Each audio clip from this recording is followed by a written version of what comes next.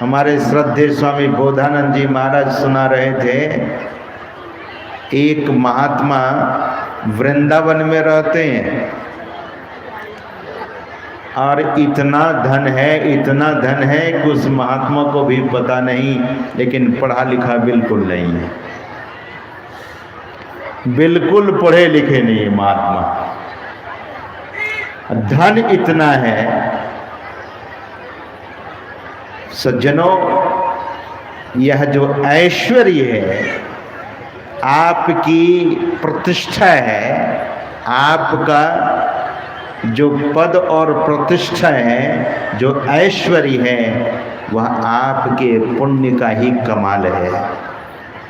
इसलिए संत महापुरुष कहते हैं कि पुण्य करते कभी थकना नहीं चाहिए, पुण्य करते रहना चाहिए और जीवन में पुरुषार्थ से कभी भी मुंह मोड़ना नहीं चाहिए।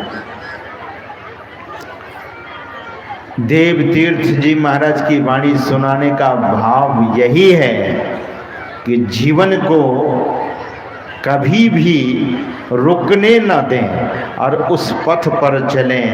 तो स्वतंत्र भक्ति की चर्चा गोस्वामी तुलसीदास जी महाराज करते हैं और स्वतंत्र भक्ति की चर्चा सद्गुरु महाराज अपनी वाणी में करते हैं। यही मानुष देह समैया में करो परमेश्वर में प्यार, कर्म धर्म को जला खाक कर देंगे तुमको तार। यही मानुष देह समैया में करो परमेश्वर में प्यार। कहाँ प्यार करने के लिए कहते हैं? परमात्मा में। सज्जनों, दुनिया के किसी भी व्यक्ति से आप प्रेम करेंगे तो व्यक्ति तो लिमिटेड है, व्यक्ति का जीवन सीमित है, व्यक्ति खुद मरने वाला है, तो प्रेम जिंदा कैसे रह सकता है? वहाँ लोग मोह करते हैं। संत ने कहा, संत महापुरुषों ने कहा कि दुनिया में कोई किसी से प्रेम नहीं करते, प्रेम तो केवल परमात्मा से ही होता है। दुनिया में लोग मोह करते हैं और उसी को लोग कहते हैं कि ये प्रेम है। मोह को प्रेम, वर्तमान का मोह होता है और बीते हुए को शोक कहते हैं। जो बीत जाता है वह शोक में बदल जाता है। तो सज्जनों, इस संसार में हर एक व्यक्ति अनंत प्रेम की खोज कर रहा है कि हमारा प्रेम समाप्त नहीं हो। सज्जनों, अगर पति का मन उस संत सदगुरु के चरणों में लगा है, क्योंकि हे प्रेम रूपी सदगुरु प्रेमी मुझे बना दो, क्योंकि वे प्रेम रूप में सदगुरु के हर अंग, उनका पूर्ण व्यक्तित्व प्रेम ही प्रेम में है। तो वहाँ अगर पति प्रेम करते हैं, पत्नी भी उसी चरण में प्रेम करते हैं, सदगुरु के चरण में, उस परमात्मा के चरण में, तब उस पति पत्नी में जबरदस्त प्रेम होगा। एक दूसरे के अवगुण को नहीं देखेंगे। यहाँ तो पति और पत्नी का अहंकार टकराता रहता है। कभी पति जोर से पत्नी को डांटता है, कभी पत्नी जोर से झुंझलाती है, झिड़क देती है। क्यों? वजह यही है, एक दूसरे का दुर्गुण देखते रहते हैं, एक दूसरे की कमी देखते रहते हैं और फिर विवाद शुरू हो जाता है। और यही तो जीवन जी रहे हैं लोग। पुत्र अगर परमात्मा के चरणों में स्नेह करता है, पुत्री अगर परमात्मा के चरणों में स्नेह करता है, बहुरानी भी उसी परमात्मा के चरणों में स्नेह करते हैं, तब देखिए उस परिवार का कैसा हाल है।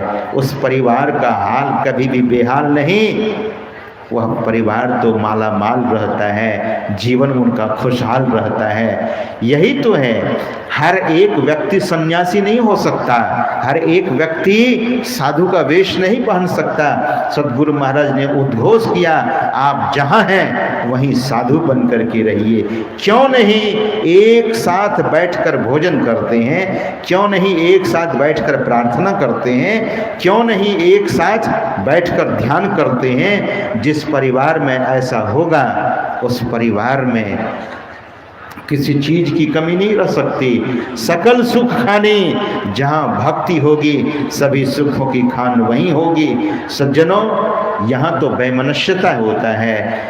पति सो रहे होते हैं, पत्नी भी सो रही होती है। कभी किसी घर में ऐसा भी देखा गया कि पत्नी 4 बजे उठकर ध्यान करती है, घर आंगन को साफ कर लेती है, बर्तन को साफ कर लेती है, नहा धो लेती है, कुछ पुष्प तोड़कर सद्गुरु को चढ़ा लेती है, घी के दीप जला लेती है। सज्जनों, ये सब इसलिए करना चाहिए। मैं ये नहीं कहता हूँ कि सगुण साकारी हो जाएं आप। सगुण साकार का मतलब ये नहीं कि आप वहीं तक रह जाएं। आप घर में सुगंधित धूप जरूर जलाएं, गाय के घी का दीप जरूर जलाएं। आजकल लोग कहते हैं महाराज हमारे घर में गाय का घी नहीं होता है, तो तिल का तेल तो होता है जो प्रदूषण रहित होता है, पॉल्यूशन फ्री है तिल का तेल। अगर आप सरसों का तेल जलाएंगे तो आपके घर में थोड़ा सा प्रदूषण होगा, लेकिन घर में अगर तिल का तेल जलाते हैं तो कंप्लीटली पॉल्यूशन फ्री वह तेल है, कहीं कोई पॉल्यूशन नहीं होता उसमें। और घर में अग्नि प्रज्वलित होना चाहिए। भोजन बनाने के लिए अग्नि जलाते हैं, गैस स्टोव जलाते हैं, लेकिन ईश्वर से संबंध जोड़ने के क्रम में अगर दीप नहीं जलता है, सुगंधित धूप नहीं जलाते हैं। मैं अगरबत्ती का नाम नहीं ले रहा हूँ, अब तो सरकार भी कह रही है कि अगरबत्ती मत जलाओ। और मैं अक्सर कहा करता हूँ साइंटिस्टों की खोज है, वैज्ञानिक लोग कहते हैं कि एक अगरबत्ती घर में जलाइए और एक सिगरेट पीजिए, दोनों बराबर है। तो धूप जलाइए। हम लोगों को बिल्कुल नेचुरल होना चाहिए, प्राकृतिक होना चाहिए, जिससे किसी भी प्रकार की हानि नहीं। वातावरण को शुद्ध करेंगे आप। आपको जब थोड़ी सी सुगंध लगती है तो मन कैसा होता है? मन आपका बढ़िया हो जाता है। इसीलिए महापुरुष कहते हैं कि सुगंधित धूप का उपयोग करें। और गुगुल तो आपके घर में है, लोबान आपके घर में है जो आग पर देने पर बरकता है। लोबान का धुआं न आँख में लगती है न नाक में कोई परेशानी होती है।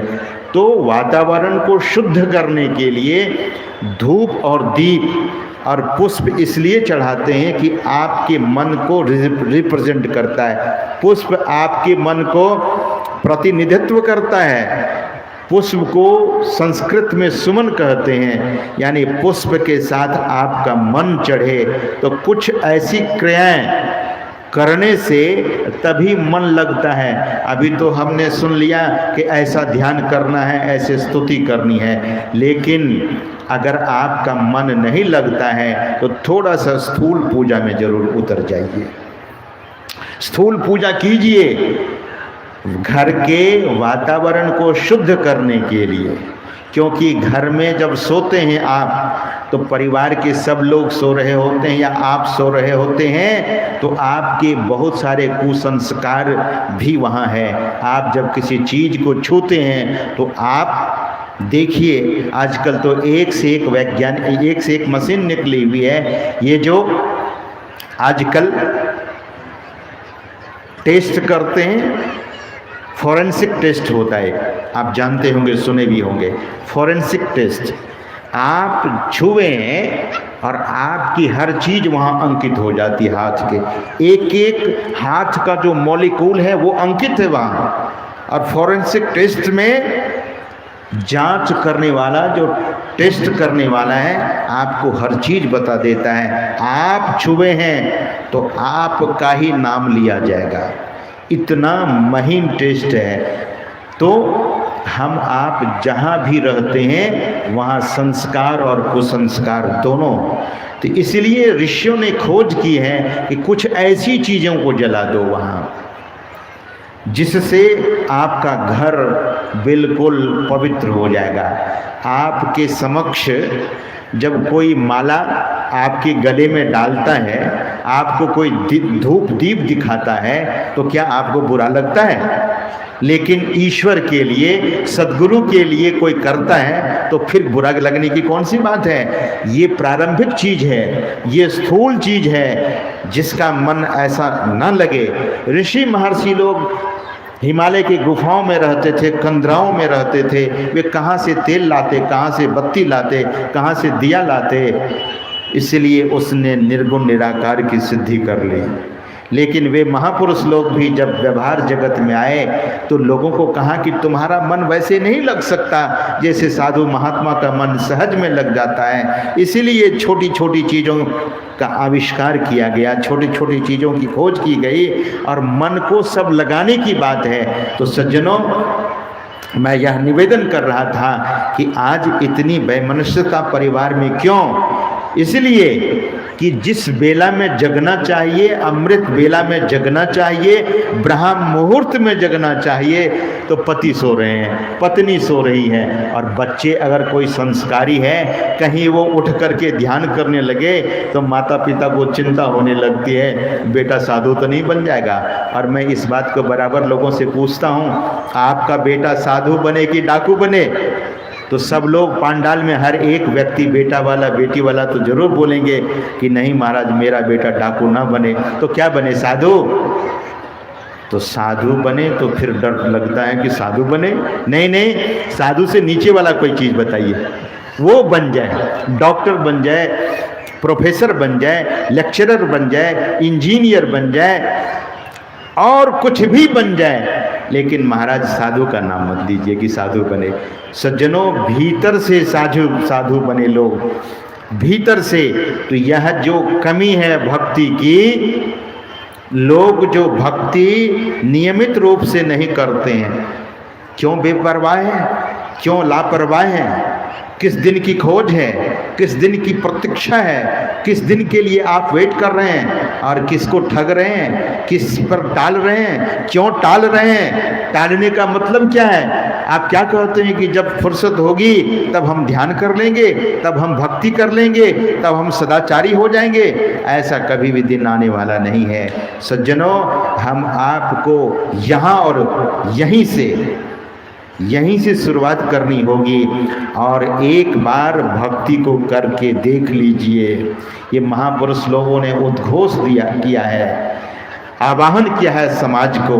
आज समाज में इतनी अशांति है, शरीर और घर रोगों से भरा है, दवाइयाँ ही दवाइयाँ, अनेक तरह का अड़चन, अनेक तरह की अड़चनें जीवन में आती जा रही हैं। सज्जनों, संत महापुरुष कहते हैं कि भक्ति रूपी शक्ति आपके भीतर होगी, तब प्रारब्ध से जीवन बंधा हुआ है, कुछ न कुछ तो सबको होता है।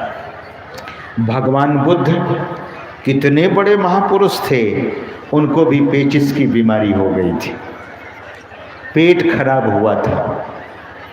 भगवान बुद्ध एक बार पर्वत के नीचे से गुजर रहे थे, और उन्हीं का भाई देवदत्त ने देखा कि आज सुंदर मौका है। यहाँ देवदत्त पर्वत की चोटी पर था, अब भगवान बुद्ध नीचे से गुजर रहे थे। देवदत्त ने देखा कि ये तो मेरा शत्रु है। संत किसी के शत्रु होते हैं? संत कभी किसी के शत्रु नहीं, संत सबके मित्र होते हैं। देवदत्त ने देखा कि आज सुंदर मौका है, तो बड़ा सा चट्टान वहीं से लुढ़का दिया। पत्थर लुढ़कते लुढ़कते लुढ़कते टूटता हुआ, चट्टान टूटता हुआ जब नीचे आया तो भगवान बुद्ध के बगल से वह पत्थर निकला और किसी दूसरे चट्टान से टकराकर भगवान बुद्ध के अंगूठे में छोटा सा पत्थर लगा, और भगवान बुद्ध के चरण से रक्त का स्राव होने लगा, रक्त बहने लगा, खून बहने लगा। तुरंत आनंद अपने चीवर को फाड़कर, पाली भाषा में वस्त्र को चीवर कहते हैं, भगवान की पट्टी कर दी। भगवान के लिए तो कोई भी प्रारब्ध शेष नहीं रह गया था, लेकिन देवदत्त अपने लिए प्रारब्ध, अपने लिए ऐसा कर्म का निर्माण कर लिया। तो जगत में महापुरुष जो होते हैं वे प्रारब्ध से परे होते हैं, फिर भी ऐसा देखा गया उनको भी कष्ट होता है। इसीलिए भगवान बुद्ध ने कहा कि यह संसार दुखालय है, यहाँ सबको दुख हुआ, यहाँ सबकी निंदा हुई, यहाँ सबों के आँख से आंसू गिरे। भगवान श्री राम जो ब्रह्मांड के नायक, वे भी रोए इस जगत में आकर, इसलिए क्रंदन स्थल है, रोने की जगह है। भगवान श्री कृष्ण के आंखों में भी आंसू आए, वे भी रोए। तो यहाँ तो थोड़ा बहुत महापुरुषों को भी रोना हुआ, हम आप को रोना ही है तो अपनी भक्ति की कमी के कारण रोएं। अब भक्ति पूरी हो इसके लिए रोएं, तो जो भक्ति के लिए रोएंगे उनके एक एक आंसू मोती के रूप में उनके जीवन में लौटेगा, हीरे के रूप में लौटेगा। और संत महापुरुष कहते हैं कि हम आपको स्वतंत्र भक्ति करनी चाहिए।